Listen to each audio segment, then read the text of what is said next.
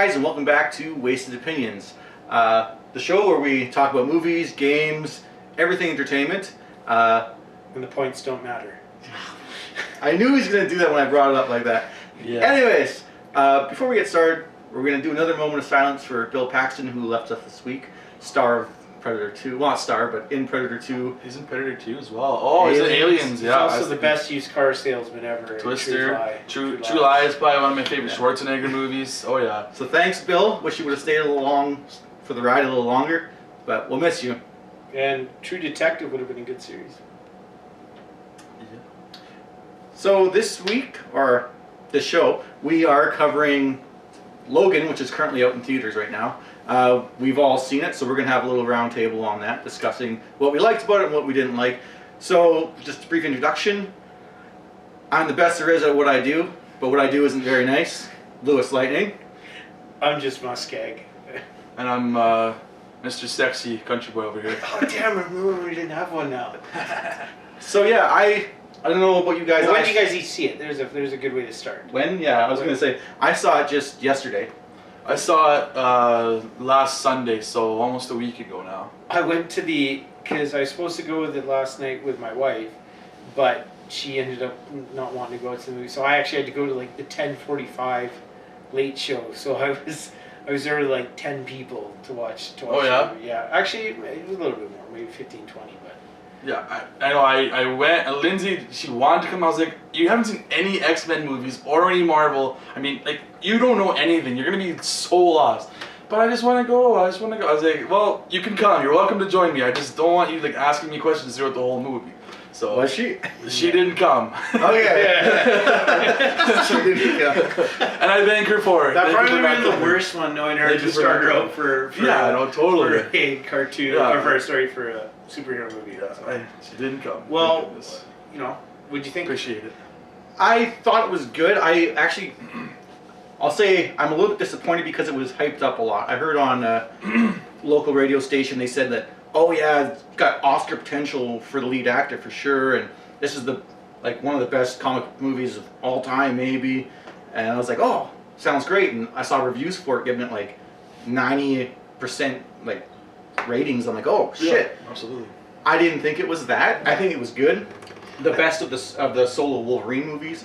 But yeah. I think people were reacting like that because I think they're almost comparing it to what previous Wolverine movies were like, right? It was really grounded, this one, eh? Like, it was more realistic. It's, I don't know, more of a possibility. Fun fact, it was based on the Old Man Logan series series. I think you didn't know what that is, but okay. Old Man Logan's a comic series, pretty popular. I think it also stole a lot of influence from The Last of Us. There wasn't that much from the Old Man Logan from the comics. There was certain things that jumped across, like I obviously it gets set in the future, and I don't think lost everything. And it's not post-apocalyptic. Not really. I thought it was going to be That's too. what I That's thought. what I was expecting. Well, it was, yeah, but it was like a weird post-apocalyptic. It was more mutants were no longer around. Yeah. They're really rare now. Mutants. I'll say I wish we. Sorry. Spoiler alert, we might talk about spoilerific details into the movie. Oh yeah, yeah. We haven't spoiled right anything now, yet, right? Just a little bit of what we were saying was a little bit spoilers. You know what? Let's just go. There probably will be spoilers. There's a lot to talk about. Yeah, exactly. So spoilers. Yeah. One thing I really wish we could do with fancy editing is go back and look at our when we talked about our most talked about movies.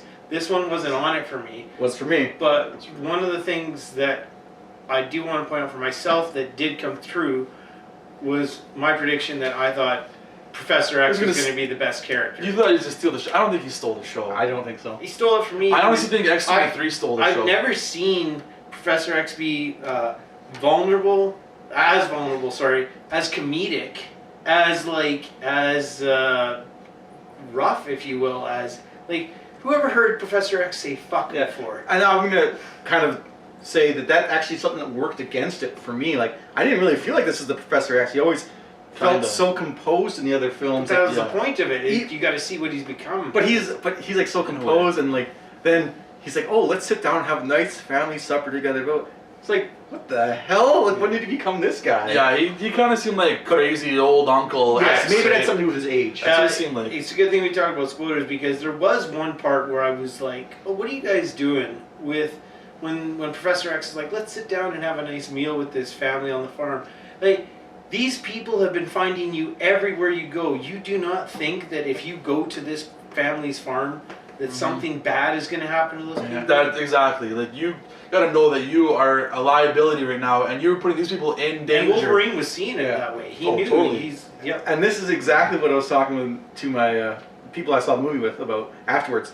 If they never stopped to help those guys with the horses, they would have never gone back to the farm. That had a head start on the guys. That whole family got killed. Those kind of hillbilly guys got killed. Professor X got killed. It's like, you should have just left them alone. Yeah. Wolverine was right. Okay, so how about we do this? Why don't we do our favorite thing about the movie? It doesn't have to be, it could be a moment, could be just something, and our least favorite thing about it. And I know mine, so I'll give you guys some time to think, but my favorite part obviously was how they portrayed Professor X as broken and everything like that. My least favorite part was the fake Wolverine. I hated that. I thought it was so lame. I thought it was stupid. I don't know. I didn't hate it as much as you did, but I didn't like how it wasn't explained enough. There wasn't like any reasoning for it. He's like the perfect weapon and stuff like that. I thought it was kind of just thrown in there, like all of a sudden, there's this other version of Logan, and he's fucking just murderous. That was kind of lame how they did that. I had troubles thinking of that because, first they, artificially inseminated these kids with different mutants, right? Yeah. And they're only like maybe 13, 14, 15 years old. But then this guy came afterwards, right? This X-24, and he's full grown. Like, how did they do that? He was a surrogate. It's a pretty big leap from 23 to 24. I wasn't clear. Was he like an android or was he? Because it seemed like they could see what he was seeing. Yeah, so it seemed like he had a computer to him. So I don't know. I think they were taking something from the comics. Anyways, I know in the comics there was like an android version of Wolverine, and that's what they were kind of trying to do, I guess. But yeah, they never really explained it. Like I'm saying, they didn't. I think it was an android type thing, especially the way they had electronics and they could see through it. But that was my least favorite part, anyways. Yeah. Okay. I could say I think my favorite part is just Logan's portrayal, like Hugh Jackman, like him throughout the movie. I think we got to see him where you saw Professor X as a broken guy. I saw Logan, like he was again one of his lowest points of his life, and it just kind of really he didn't care. He's a broken man, like I don't know if I can really pick a least favorite moment right now. It's more like not moment, but at least favorite thing necessarily. Well, if you want to say things, I mean, by exclusion, that I thought they could have stronger villain, like other than this clone Wolverine, someone like real. Like the Hunter wasn't I enough of like a... I kind of liked him with the bionic arm. I did like that. I liked his character and all, but he wasn't an equal prevalent presence to Wolverine. No, like not really. If you put them together, Wolverine would have slaughtered him. Yeah, but like, why not do like Omega Red? You have so many guys from the comics they could have used. I read that they really, really tried not to have the traditional, what's become the traditional comic movie now, where you have lots of superheroes. In fact, they had a whole sequence talking about the Westchester event that they actually were going to film. It was written into the script, and they decided not to because they didn't want to have all these superhero characters that they thought made the story complicated. I'm going to say, now that you mention it, that's my least favorite moment. That is how they got rid of. They didn't explain it all. Just like one throwaway line that's very vague. Yeah, it was hard because Professor X was like. Professor X destroyed the X-Men. He kind of mumbled it when he thought Wolverine. But he didn't directly say he killed anyone. No. He could have just maybe left a big turd in the toilet and didn't flush. And, Exactly. You don't know. Ironic that he did actually have a bathroom moment in the movie. That's true. He does take a turd. No, he just had to baby. He said he had to pee. He had to pee. Okay, either way, whatever. He was in a bathroom, a public washroom. If I'm him and I'm like paralyzed, I would like pull me up, Wolverine. Actually, this is the first time I've been able to a little harness standing up for a while. I don't need a diaper this time. Yeah, but you did both yours. Yeah, sorry. I'll do my favorite.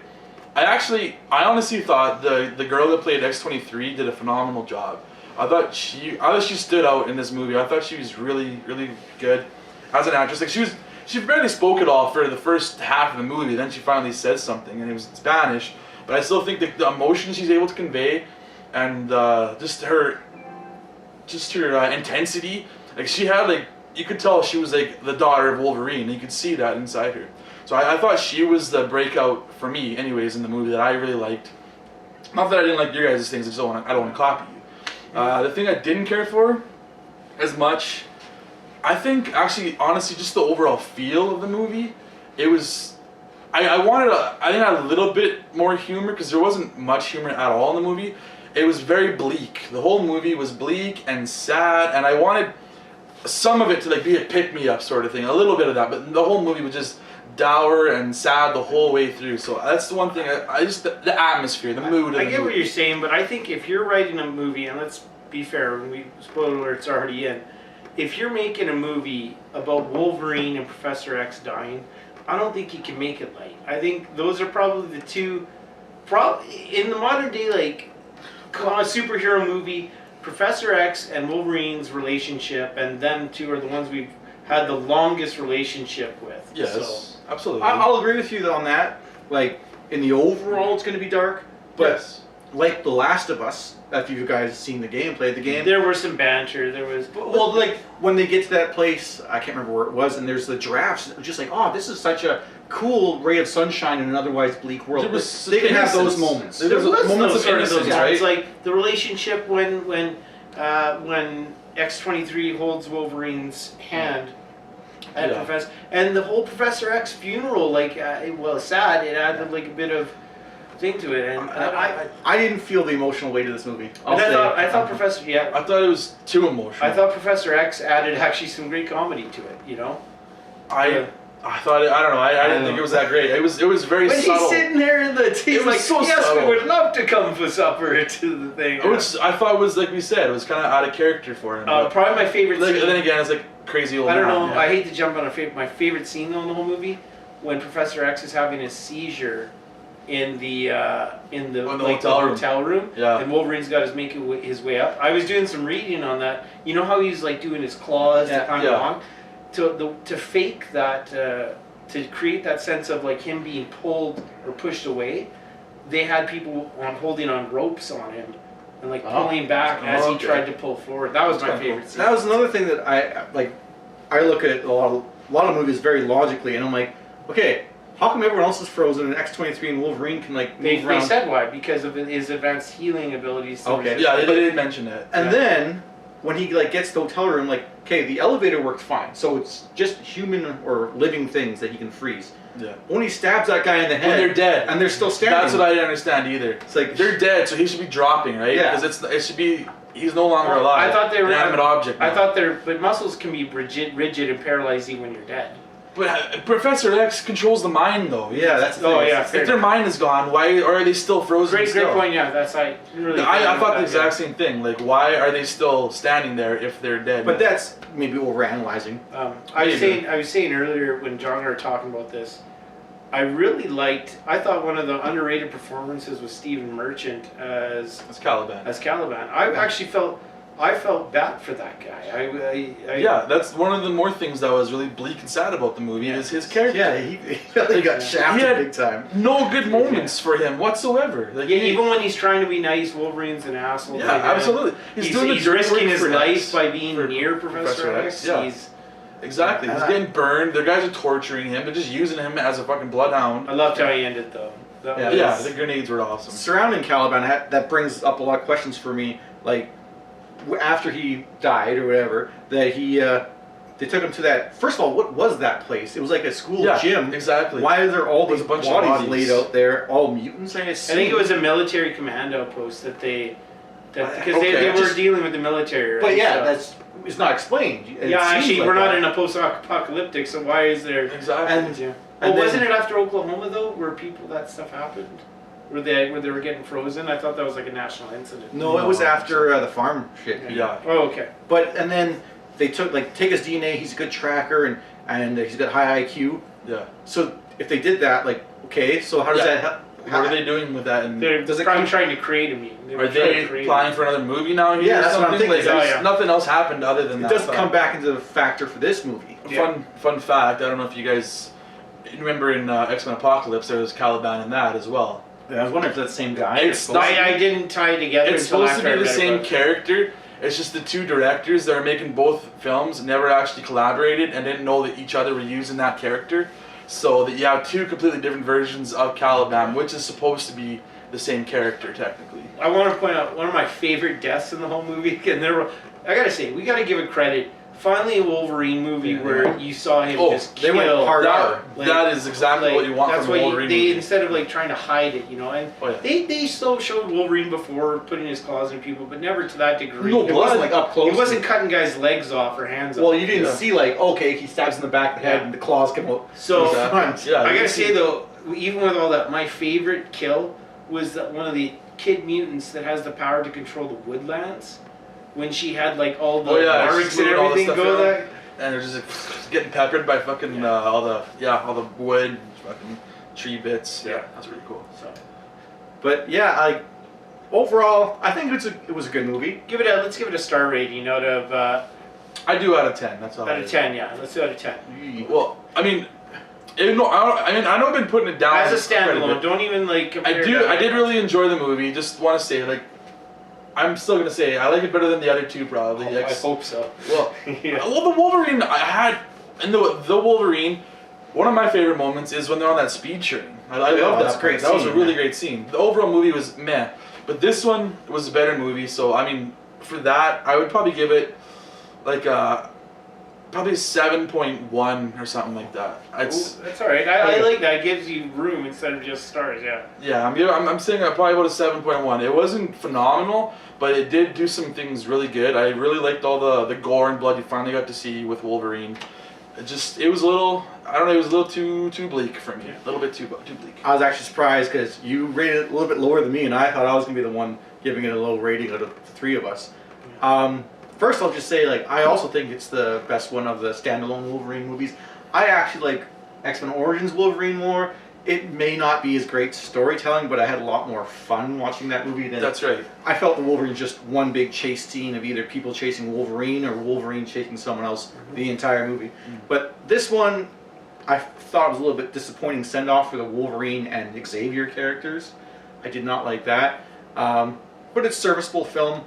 And 7.5 is what I'd give it out of 10. Funny enough, I would give it a 7 out of 10 or 7.1, just not to be the only guy to lowball it. But here's the thing: I liked it out of the Wolverines movie. It was my favorite. So you're not giving it a 7 point? No, I'm giving it a 7. Okay. I'm giving it a 7. I would give the other ones less than 7. Okay. I thought you liked it more than both of us. Yeah, it seems like that. I guess I'm just. I guess your rating system is different. I think splitting the difference between a 7 and a 7.5, you're basically saying the same thing. So I'm just keeping it clean with a 7 out of 10 instead of an 8. And the reason why is this. I liked the grittiness, I liked the emotionalness of it, but I agree with you. I didn't like how Wolverine died. I didn't like how Professor X died. And the reality of it is, as much as I like this Wolverine, I don't feel like I'm going to go watch it again. Or I don't feel a drive to watch it again. That's one of the things for me too, is it was a good movie. There's a lot of good movies out there that I just don't need to see a second time. I mean, I will watch it a second time. Especially for a mutant movie or a Marvel movie or something like that. I'm surprised that I find myself not saying, I got to see that movie again. Yeah. Just before we wrap it up, I want to ask you guys two things. Did you, like I said, I didn't feel the emotional weight. Did you guys think, I didn't feel it. Certainly, I didn't feel it. I just thought it was trying to be. Yeah, so it was sad trying all the time. But I didn't feel like when she's holding his hands both times, I was just like, he's not. I don't care. I don't fucking care. No, I personally didn't feel the emotional. I don't know what you. No, I know. I felt the emotionalness of this movie was watching what had become of Xavier, and even the relationship between Wolverine and Xavier, because it had always been this close. The most emotional part for me wasn't when Xavier died or when Wolverine died. It was when Wolverine buried Xavier and he's trying to say something about him. That was probably the most emotional part of the movie. And just before we wrap up, the last question I had is, since we've already kind of talked about the other Wolverine movies, the best Wolverine performance in X-Men and beyond. I know mine. You go first, because this is. I thought X2. That's out of all the movies you've seen Hugh Jackman as Wolverine, what was your I'm just trying to think now. He already out of his zone. I'm trying to think now. X2 is one of my favorite comic movies. Period. But I also think that's his best performance in there. First one, like the first X-Men, he was just finding his footing and stuff. Yeah. But yeah. X2 It is still my favorite X-Men movie, including Wolverine movies, but I don't think it's because of his performance. So for me, my favorite performance of his would be this movie. I think he had the best performance in this most recent movie. He put it all in there. He knew this was his swan song, so he did everything he could for this. I'd agree with you there as far as performance-wise. I really, seeing him, especially at the start when he's this drunk and he's doing all this and he's driving limos for people. I don't know though. One of my favorite spots was just his cameo in First Class. He's in there for 10 seconds. Oh no, it's not my performance. Not my favorite performance, but I did love that part when he's just First in there, Class. like, Go fuck yourself. yeah. Yeah. But well, thanks for joining us, and we'll have another episode up soon. Make sure to like, subscribe. He's on Twitter and Twitch. Yeah, every Twitch, Twitter, Twitagra, everything. Musskeg, MUSSK. PSN. PSN. I'm on Twitch sometimes. The LewisLightning. And I'm on Twitch. I'm on PSN as Countryboy_9, and I'm also on Twitter as John Cleta. See you guys. Have a good one.